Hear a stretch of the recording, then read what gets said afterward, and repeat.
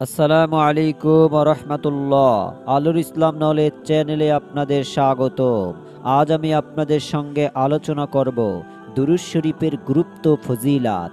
দুরূদ শরীফ কোন সময় এবং কিভাবে পড়লে আপনাদের জীবনের সকল গুনাহ মাফ হয়ে যাবে, ৬০ থেকে ৭০ বছরের গুনাহ মাফ হয়ে যাবে এবং আপনার উপর আসা বালা মুসিবাত দূর হয়ে যাবে। কোন সময় দুরূদ পড়লে মনের সকল আশা পূরণ হয়ে যায় এবং কোন দুরূদ বা কোন আমল করলে নবী করিম সাল্লাল্লাহু আলাইহি ওয়াসাল্লাম আপনার কবরের সওয়াল জবাব দিয়ে দিবে। অর্থাৎ একজন মুসলমান যখন মারা যায়, এরপর তাকে গোসল, জানাজা, দাফন দেওয়া হয়, তখন তার কবরে ফেরেশতারা আসে এবং তাকে সওয়াল জবাব করে। ফেরেশতারা তাকে প্রশ্ন করে, সেই প্রশ্নের উত্তর দিতে পারলে তাহলে সে জান্নাতি, আর সে যদি না দিতে পারে তাহলে সে জাহান্নামী। তবে যারা এই আমলটি করবেন এবং এটি পড়বেন, তাদের কবরের প্রশ্নের জবাব আমি সাল্লাল্লাহু আলাইহি ওয়াসাল্লাম দিব। সুবহানাল্লাহ। তাই অনুরোধ করছি, জীবনের সমস্ত গুনাহ মাপের উদ্দেশ্যে, নবী করিম সাল্লাল্লাহু আলাইহি ওয়াসাল্লামের সঙ্গে জান্নাতে যাওয়ার উদ্দেশ্যে এবং আপনার মনের আশা পূরণের উদ্দেশ্যে এবং আপনার উপর আসা বালা মুসিবাত, দুঃখ, কষ্ট, পেরেশানি দূর হয়ে যাবে, এই উদ্দেশ্যে ভিডিওটি শেষ পর্যন্ত দেখুন।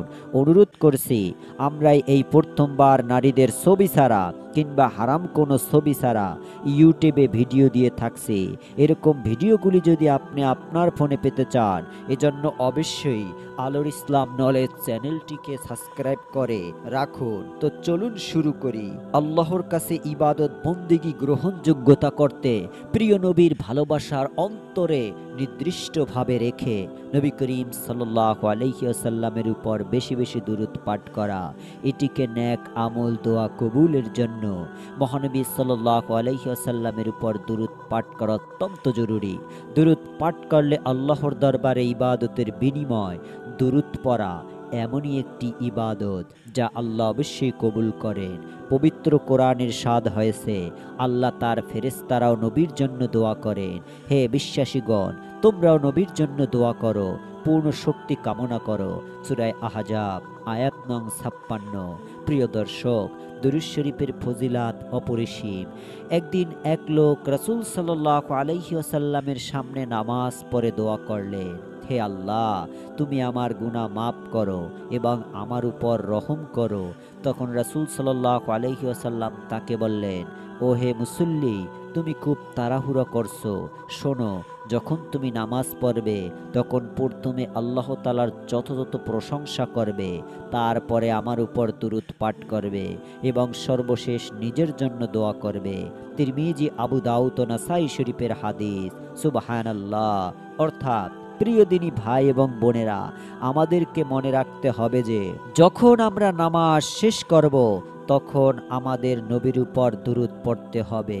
এখন কোন দুরূদ আপনারা পড়বেন সেটা অবশ্যই আমি আপনাদেরকে বলে দিব এবং কোন দুরূদের কি ফজিলাত সেটাও বলে দিব। ধৈর্য ধরে ভিডিওটি শেষ পর্যন্ত দেখুন। ভক্তির সঙ্গে দুরূদ পাঠ করলে বান্দার গুনাহ মাফ করা হয়।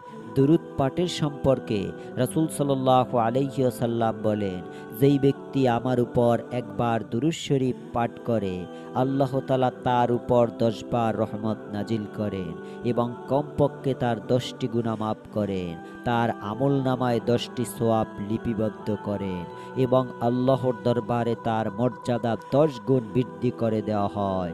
সুবহানাল্লাহ।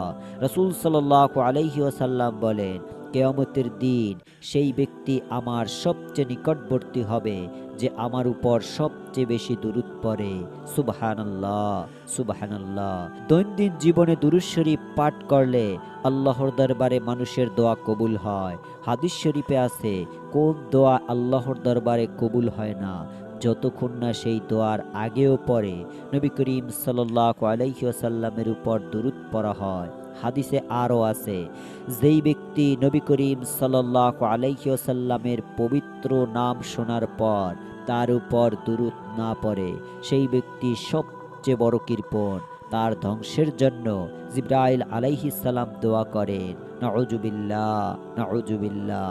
হযরত উমর ফারুক রাদিয়াল্লাহু তাআলা আনহু বলেন, ততক্ষণ পর্যন্ত আসমান ও জমিনের মাঝখানে দোয়া আটকে থাকে, উপরে ওঠে না, যতক্ষণ পর্যন্ত নবী করিম সাল্লাল্লাহু আলাইহি ওয়াসাল্লামের উপর দুরূদ শরীফ পড়া না হয়। তিরমিজি ও মিশকাত শরীফের হাদিস। প্রিয় দিনী ভাই এবং বোনেরা, আমি আশা করি আপনারা দুরূদ শরীফের ফজিলত সম্পর্কে কম বেশি সকলেই জেনেছেন।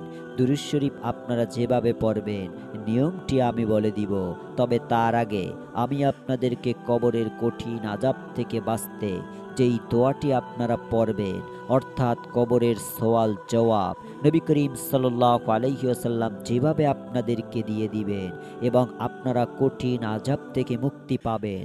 দোয়াটি পড়লে কবরের আযাব থেকে মুক্তির দোয়া, আল্লাহুম্মা ইন্নী আউযু বিকা মিন আযাবি জাহান্নাম ওয়া আউযু বিকা মিন আযাবিল কবরি ওয়া আউযু বিকা মিন ফিতনাতিল মাসিহিদ দাজ্জালি ওয়া আউযু বিকা মিন ফিতনাতিল মাহইয়া ওয়াল মামামাত।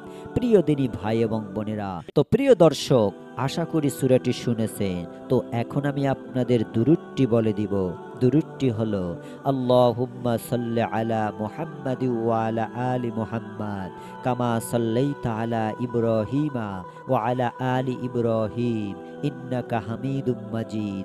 আল্লাহুম্মা বারিক আলা মুহাম্মাদি ওয়া আলা আলি মুহাম্মাদ কামা বারাকতা আলা ইব্রাহিমা ওয়া আলা আলি ইব্রাহিম ইন্নাকা হামিদুম মাজিদ। তো আশা করি সকলে দুরূদটি শুনেছেন। এই দুরূদের অনেক ফজিলাত, দুরূদটি সকলে বেশি বেশি পাঠ করবেন। তো দর্শক, আজ এ পর্যন্তই। সকলে ভালো থাকুন, সুস্থ থাকুন। আসসালামু আলাইকুম ওয়া রাহমাতুল্লাহি ওয়া বারাকাতুহু।